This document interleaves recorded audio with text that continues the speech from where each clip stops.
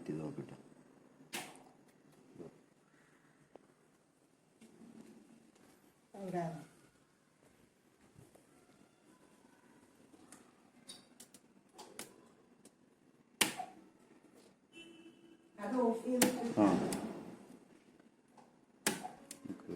ഇവിടുത്തെ പ്രശ്നം എന്താണെന്ന് മനസ്സിലായി കാണുമല്ലോ. ഫ്രിഡ്ജ് ഓൺ ചെയ്യുന്ന സമയത്ത് RCCB ട്രിപ്പായി പോവുകയാണ്.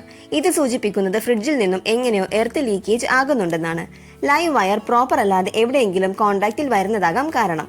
കംപ്രസർ കംപ്ലൈന്റ് ആയാലും ഇങ്ങനെ സംഭവിക്കാം. വയർ ഡാമേജ് ആയാലും ഏതെങ്കിലും തരത്തിൽ വെള്ളവുമായി കോണ്ടാക്ട് വന്നാലും ട്രിപ്പാകാം.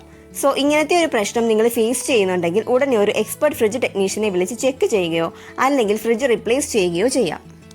ഈ ഒരു ഫ്രിഡ്ജിന് നല്ല പഴക്കമുള്ളതുകൊണ്ടും പലതവണ സർവീസ് ചെയ്തിട്ടുള്ളതുകൊണ്ടും റിപ്ലേസ് എന്ന ഓപ്ഷനാണ് ഞങ്ങൾ സജസ്റ്റ് ചെയ്യുന്നത്.